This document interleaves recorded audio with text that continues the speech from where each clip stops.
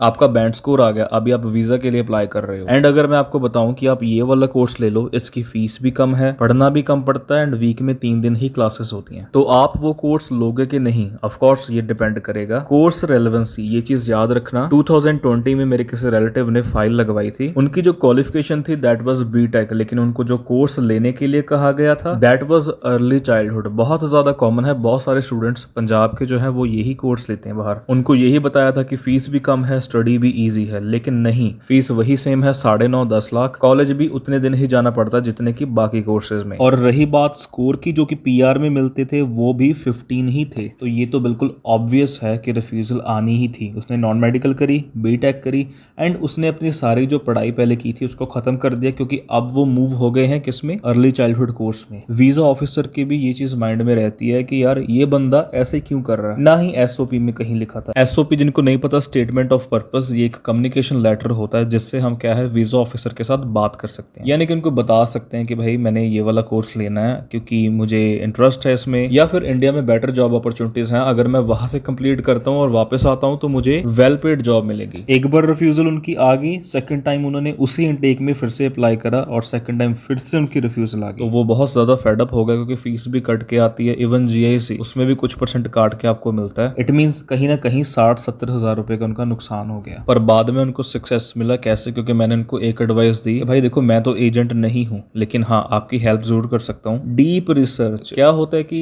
हम किसी के ऊपर डिपेंड हो जाते हैं कि ठीक है एजेंट के ऊपर या किसी के भी ऊपर डिपेंड हो सकते हैं कि भाई आप मुझे करके दो, मैंने तो पे करना है, दैट्स इट। और तभी काफी अच्छे अच्छे कॉलेजेस भी रह जाते हैं जहां पे हम अप्लाई कर सकते थे, क्योंकि हमें ये चीज नहीं पता होती कि कौन सा कॉलेज क्या चीज प्रोवाइड करता है। सो दैट्स वाई क्या है, हम ज्यादा डिपेंड हो जाते हैं और वही हम मार खा जाते हैं। दैट्स वाई मैंने उनको बोला कि डीप रिसर्च करो। 15-20 दिन उन्होंने अच्छे से रिसर्च किया, इवन काफी सारे यूट्यूब वीडियोस भी देखी, काफी सारे एजेंट्स की वीडियोस देखी, और ये सब चीजें चेक करने के बाद उनको पता चला कि सबसे जो मेजर प्रॉब्लम थी उनके जो केस में थी दैट वाज कोर्स रेलेवेंस। उनका जो कोर्स है वो इररेलेवेंट था। दैट्स वाई इसके पहले भी मैंने वीजा के रिलेटेड जो भी वीडियोस बनाई है, मैंने सभी में ये चीज बोली है कि 3 चीजें बहुत इंपॉर्टेंट है: percentage, course relevancy and band score. और रिफ्यूजल के 2 रीजंस बहुत कॉमन यही होते हैं कि आप कनाडा में ही रहोगे, आप वापस नहीं जाओगे, या फिर you want complete your course 100%, मतलब अच्छे तरह से अपना कोर्स कंप्लीट नहीं कर सकते वहां। तो सबसे बड़ा टास्क इस बार ये था, तो अगर वो फाइल अप्लाई करते हैं 3rd टाइम तो वो पुरानी रिफ्यूजल शो होती हैं और उनमें कहीं ना कहीं पे उन्होंने एसओपी में बताया था कि मैंने अर्ली चाइल्डहुड कोर्स लेना है बाहर। देखो हमें सिर्फ और सिर्फ पीआर तक मतलब नहीं होता, ठीक है, एक अच्छी जॉब भी वहां पे करनी है।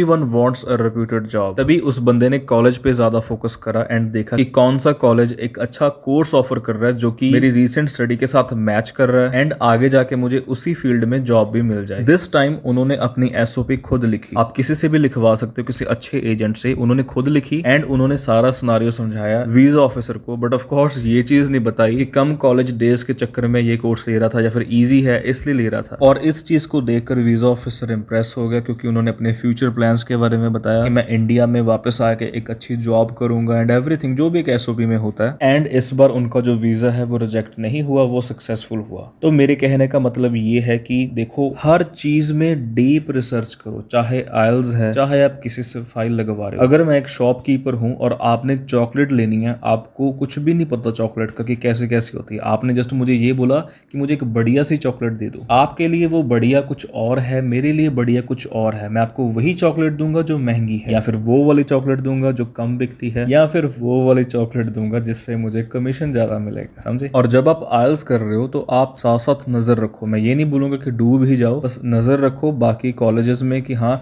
कौन कौन से कॉलेजेस मेरे लिए सही होंगे। मैं तो ये बोलूंगा कि जब आप आइल्स स्टार्ट करने जा रहे हो, एक बार उससे पहले भी आप अगर एजेंट से मिल लेते हो ना, किसी भी बढ़िया एजेंट से, कोई वेल रेप्यूटेड एजेंट से, वो आपको बता देगा कि ठीक है आपको ये स्कोर चाहिए एंड आपको ये वाले कॉलेजेस मिलेंगे। देखो कंसल्टिंग फीस होती नहीं, अब 4-5 जगह पे कुछ बड़े बड़े एजेंट्स के पास जा सकते हो, कम से कम इन्फॉर्मेशन तो हम ले सकते हैं ना। मेरे स्टूडेंट्स जब भी आइल्स अपनी फिनिश करते हैं, आपने रिजल्ट देखे होंगे, जब भी वो आइल्स कंप्लीट कर लेते हैं, अपनी बैंड स्कोर आ जाता है, तो वो पूछते हैं कि कौन से एजेंट के पास जाएं सर। और मैं कमीशन बेस्ड काम तो करता नहीं, मैं उनको यही बोलता हूँ कि बस आप एक दिन निकाल लो बड़े बड़े एजेंट्स के पास जाना। आईडीपी तो मैं बिल्कुल मेंशन करता ही हूँ, क्योंकि वो बिल्कुल जेन्युइन केस उठाता है। 2-3 और ऑर्गेनाइजेशंस हैं जो कि आपको बिल्कुल जेन्युइन सलाह देंगी। अगर इतना टाइम हमने लगा दिया, बैंड ले लिए, तो थोड़ा टाइम और सही, कुछ टाइम आप एटलीस्ट अपने कॉलेजेस ढूंढने में लगाओ, एजेंट से बात करो, कंसल्ट करो। देखो हर चीज पैसे से नहीं खरीदी जा सकती। मैंने बहुत स्टूडेंट्स ऐसे देखे जो कि बिल्कुल भी नहीं सोचते कि मेरे लिए कौन सा कॉलेज सूटेबल है, क्या नहीं है, कहाँ मुझे बेनिफिट होगा, कहाँ नुकसान होगा। अगर मैं उनसे एक क्वेश्चन भी पूछूं ना, व्हाट इज योर एम, तो दे विल से